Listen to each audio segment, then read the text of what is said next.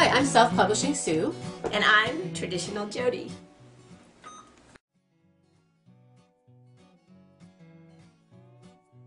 I'm Sue Collier, and I'm a self-publishing expert and co-author of The Complete Guide to Self-Publishing 5th edition. And I'm Jody Ryan, and I'm a literary agent, and I was an executive editor for a long time in New York.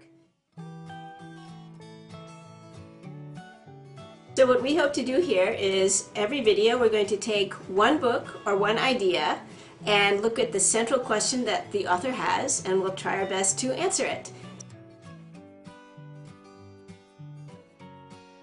The book we're going to talk about today is The Hardline Self-Help Handbook by Paula Renee. Hi Jody, hi Sue, I'm Paula Renee, and I'm the author of the Hardline Self-Help Handbook, What Are You Willing to Do to Get What You Really Want? The book has won 4 National Book Awards and has been embraced by the mental health community in a really big way, but sales aren't what I'd hoped for, and I think it's because of the title. So once people read the book, they absolutely love it, but not many people are willing to get all hardline on themselves. Seems like too much work and, well, too hard. So I'd like to retitle and relaunch the book, but before I take that on myself, I wonder what my chances might be with a traditional house. So, Sue, Jody, my question is, retitle and republish or try traditional? Okay. Wow, great question, Paula, and much more common than you might think. Yeah. Okay. Paula is asking us whether to retitle and relaunch her book herself or take this opportunity now to submit to a traditional house. So she's essentially asking us 2 questions. First, would her book appeal to an agent right now, as is? And second, should she retitle the book no matter what? So first we're going to take a quick look at the book overall and figure out whether we think it has a good chance with a traditional house, and then we'll take a close look at the title.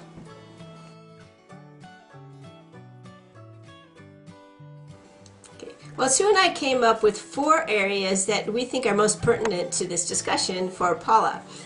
Content, platform, competition, and traction. Okay, let's take a minute to talk about the content of the book. Jody? Jody? There's some really good tips in here. Jody, what are you doing? Oh, Sue, this is so cool. I'm creating this vision board, and it has pictures of me, and it has like a mission statement for what I want to do with my life. Okay, but wait. Aren't we supposed to be talking about Paula's book specifically and answering her question? Yeah. Okay. Sorry. Well, there's a lot about Paula's book that we found fresh and appealing. The problem is she's writing into a very, very crowded field.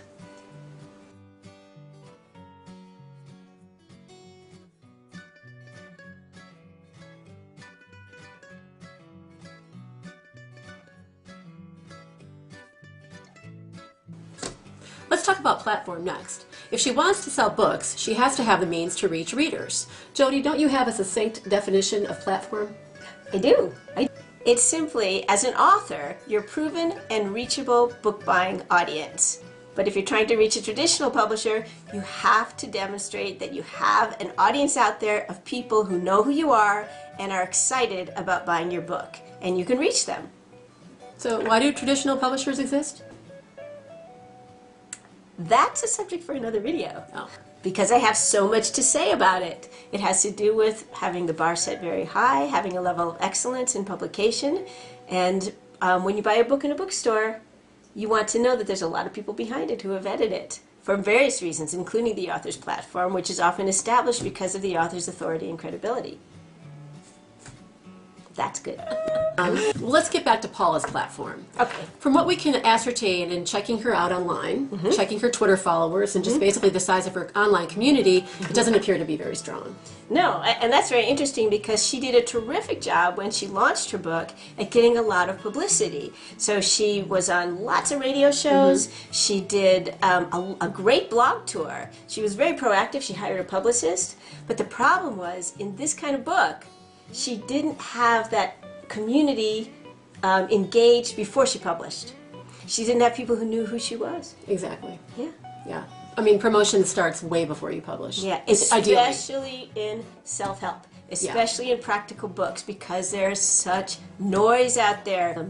There's a glut out there, and you have to make sure you're heard over Yes, everybody else. and that you have a clear identity and a brand that's different from anybody. So how do you build a platform, Sue? Well, that's also a subject for another video.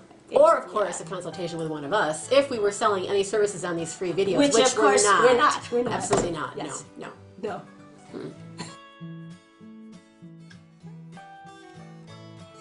Okay, competition. When you're writing into a self-help market, or actually any field, but particularly in practical nonfiction, the market is so full of books. We already said that this is really tricky for Paula right now.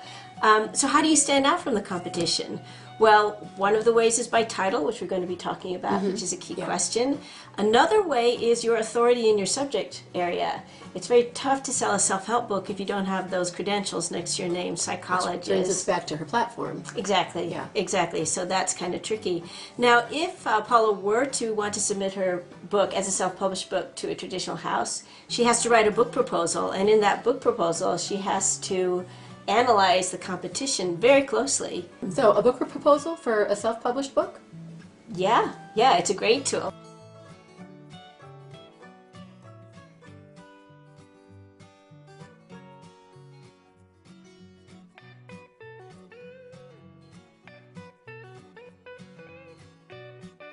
Her sales history in print and ebooks has not been very good, but she's pretty sure that's because of the negative title. You know, unfortunately for self-published writers, that's often the single biggest problem in being appealing to a traditional house.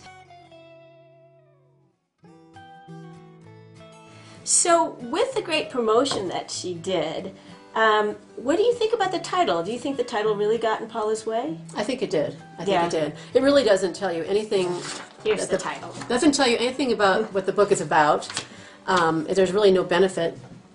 There are no clear benefits to buying this book. What do you reading mean this by book. benefits? How are readers going to benefit from this book?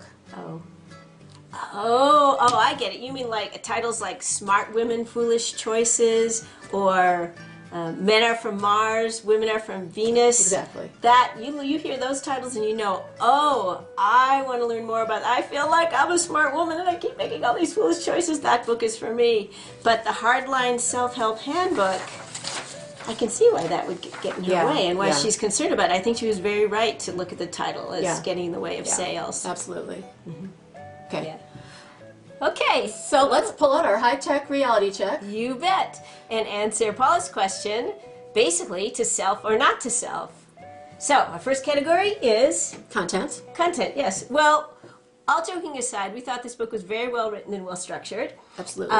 Full of valuable information. However, is the information incredibly different from anything that's gone before? We like the notion that it's tough love self-help.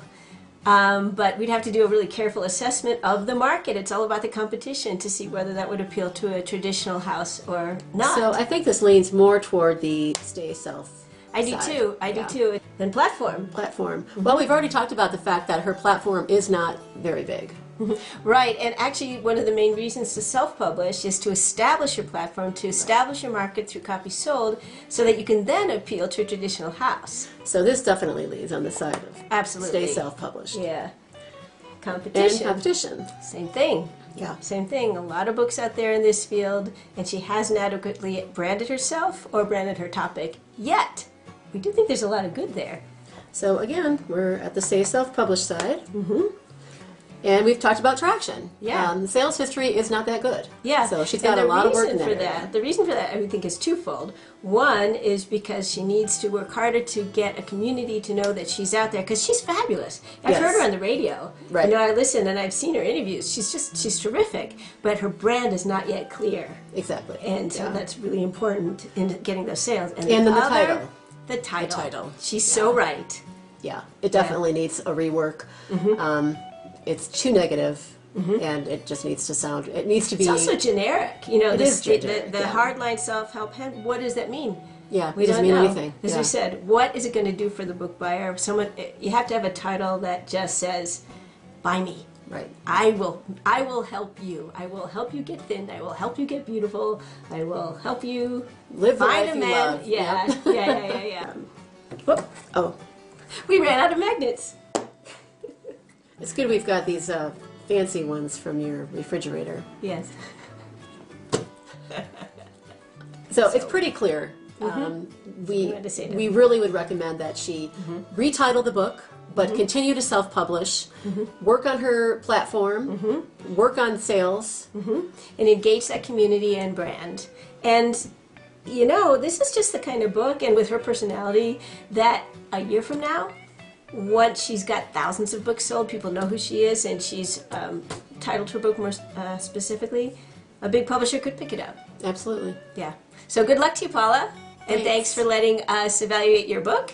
And if you want your book to be evaluated by us on our To Self or Not to Self videos, Contact us, the information underneath this video. yes, please. Thanks. Bye. Bye.